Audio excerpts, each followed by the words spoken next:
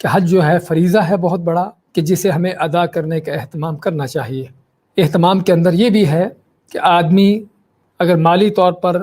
کمزوری ہے کسی حد تک تو کوشش کرے اتنا مال جمع کرنے کی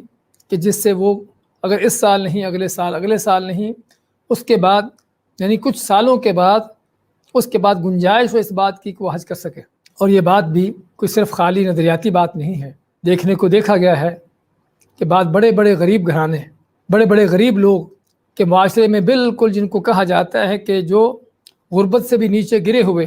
ان کو بھی دیکھا جاتا ہے کہ جب وہ بھی حج کی تڑپ رکھتے ہیں اور اس کے لیے ان کی کوشش ہوتی ہے تو کئی سال کی محنتوں کے بعد، مال جمع کرنے کے بعد وہ بھی اس قادر ہو جاتے ہیں کہ حج کر سکے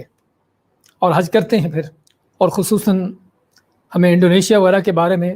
وہاں کے لوگوں کے بارے میں معلومات ملتی ہیں کہ وہاں لوگ بلکہ بعض اوقات بچپن سے لے کر اپنا کوئی غلہ بنا لیتے ہیں کہ جس میں وہ ہر روز کا، ہر مہینے کا، جتنا بھی ہر وقت یعنی کہ ایک عرصے کے بعد کچھ نہ کچھ مال ڈالتے رہتے ہیں جو ان سے بچت ہوتی ہے، کچھ نہ کچھ جمع کرتے رہتے ہیں، حتیٰ کہ 20 سال کے بعد، 30 سال کے بعد، 40 سال کے بعد اتنا مال جمع کر لیتے ہیں کہ جس سے وہ حج کرنے کے قابل ہو سکے، وہ حج کے لیے جاتے بھی ہیں۔ بعض اوقات اسی پوچھا جاتا ہے بھئی آپ کے حالات کیسے ہیں، کہتے ہیں پتہ چلتا ہے کہ بہت غریب ہے، بھئی آپ حج کے لیے کیسے پہنچے ہو؟ تو بتاتا ہے کہ میں 40 سال سے حج کے لیے پیسہ جمع کر رہا تھا غربت کے باوجود۔ اور یہ بھی جس طرح میں نے کہا ہے کہ نہ تو کوئی نظریاتی بات ہے اور نہ کوئی انہونی بات ہے، بلکہ لوگ حج بھی کر رہے ہیں، اور حج اگر نہیں بھی کرنے والے ہم ان کو بھی دیکھتے ہیں کہ اور بھی کیا کیا کام کرتے ہیں۔ ہمارے ہاں ابھی ہم نکاح شادی کی بات کر رہے تھے، اس میں جو جہیز کی اس طرح کی لعنتیں پڑی ہیں معاشرے پر، اور